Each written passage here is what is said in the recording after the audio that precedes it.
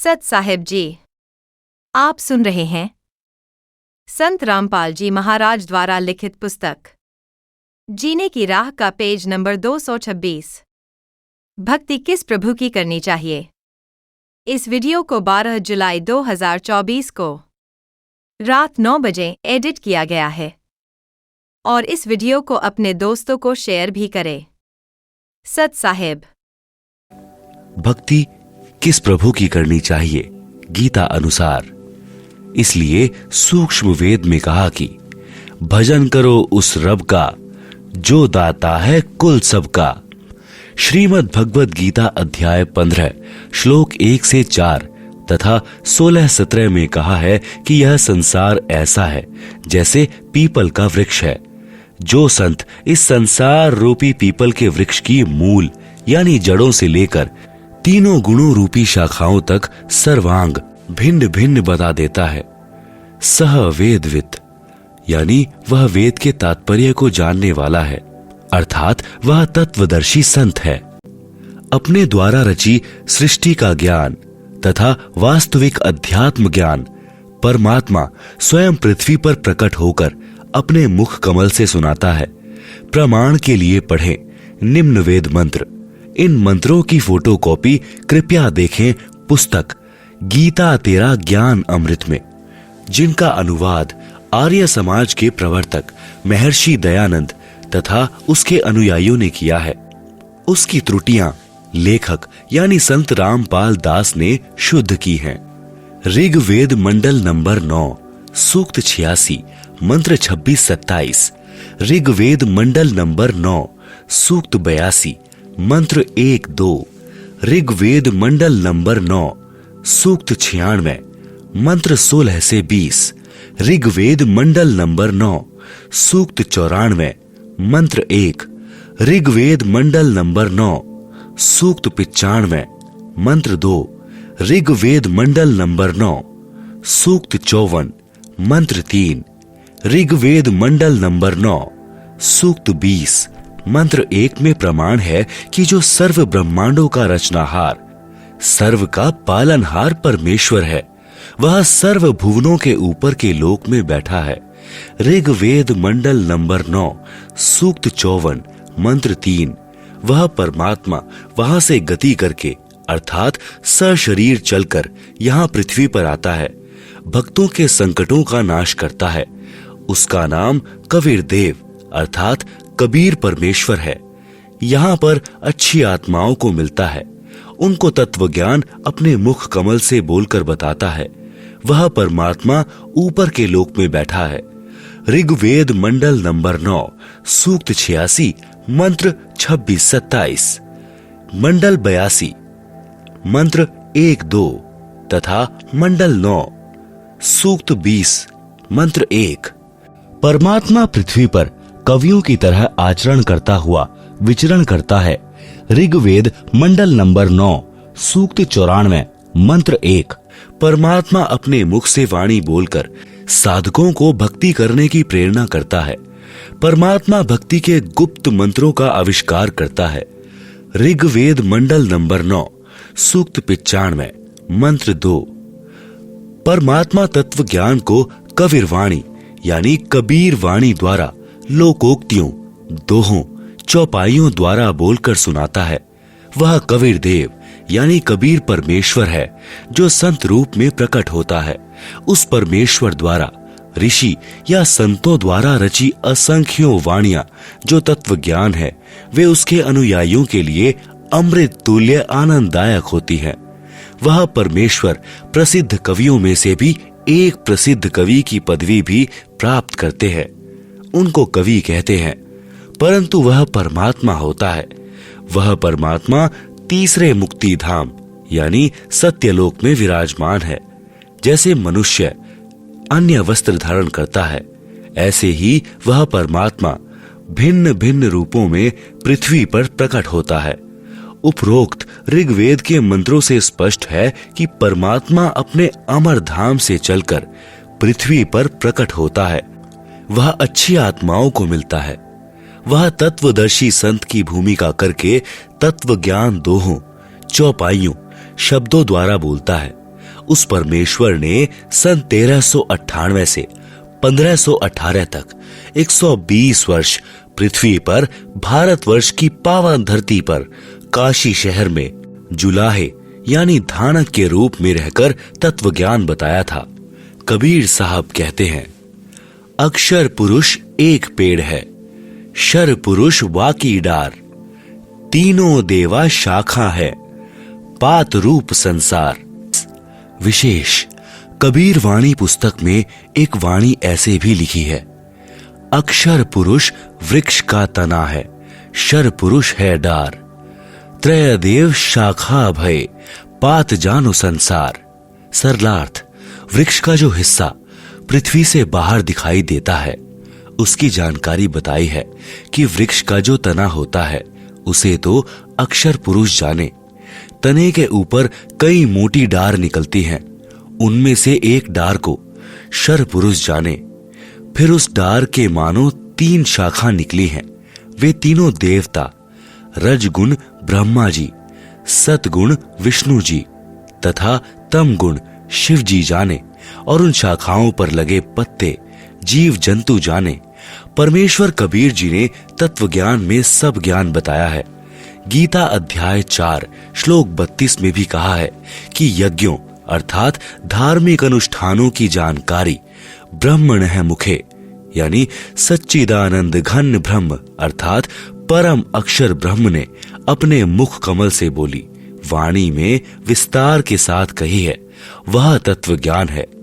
गीता अध्याय 4 श्लोक 34 में कहा है कि जो तत्व ज्ञान परमात्मा स्वयं बताता है उसको उसके कृपा पात्र संत ही समझते हैं।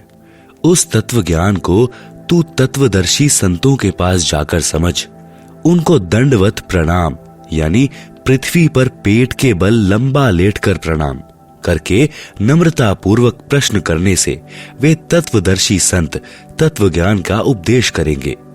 परमेश्वर ने यह तत्व ज्ञान स्वयं पृथ्वी पर प्रकट होकर बताया था।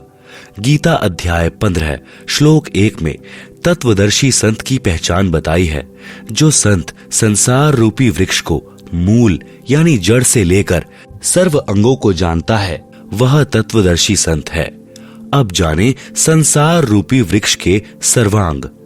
पहला, मूल यानी जड़, यह परम अक्षर ब्रह्म है जो सबका मालिक है, सबकी उत्पत्ति करता है, सबका धारण पोषण करने वाला है, जिसकी जानकारी गीता अध्याय 8 श्लोक 1 के प्रश्न का उत्तर गीता अध्याय 8 के ही श्लोक 3, 8, 9, 10 तथा 20, 21, 22 में दिया है। उसी का वर्णन गीता अध्याय 15 श्लोक 17 में है। जैसे गीता अध्याय 15 श्लोक 16 में 2 पुरुष बताए हैं, एक शर पुरुष, दूसरा अक्षर पुरुष। ये दोनों तथा इनके अंतर्गत जितने शरीरधारी प्राणी हैं वे सब नाशवान हैं। जीव आत्मा तो किसी की नहीं मरती। गीता अध्याय 15 के ही श्लोक 17 में कहा है कि उत्तम पुरुष है अर्थात पुरुषोत्तम तो अन्य ही है, जिसे परमात्मा इति उदाहृत है, यानी परमात्मा कहा जाता है। यह लोकत्रयम यानी जो तीनों लोकों में अविश्य विभर्ति यानी प्रवेश करके सबका धारण पोषण करता है। अव्यय है, ईश्वर है, अविनाशी परमेश्वर है।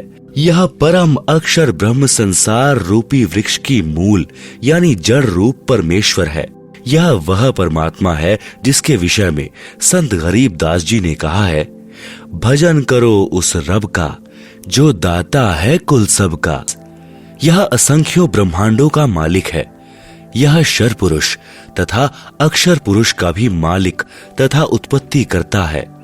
दूसरा, अक्षर पुरुष, यह संसार रूपी वृक्ष का तना जाने। यह 7 शंख ब्रह्मांडों का मालिक है, नाशवान है। तीसरा, शर पुरुष, यह गीता ज्ञान दाता है। इसको शर ब्रह्म भी कहते हैं। इसे संसार वृक्ष की डार जानो।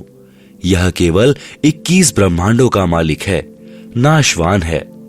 चौथा, तीनों देवता रजगुण ब्रह्मा, सतगुण विष्णु तथा तमगुण शिव संसार रूपी वृक्ष की 3 शाखाएं।